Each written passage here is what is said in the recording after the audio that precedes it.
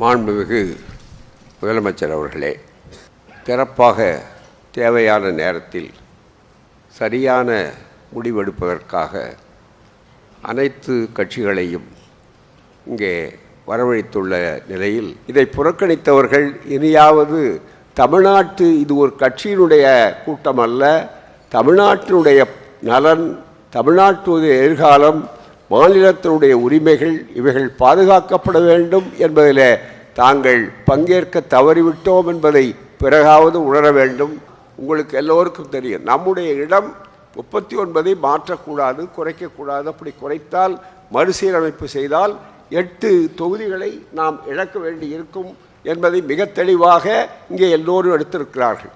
எவ்வளவு விரைவில் இந்த தென் மாநிலங்கள், ஒத்த கருத்துள்ள மாநிலங்களை எல்லாம் அவர் நம்முடைய முதல்வர் அவர்கள் தெளிவாக முன்மொழிந்த தீர்மானத்தில் குறிப்பிட்டதைப் போல செய்ய வேண்டும்.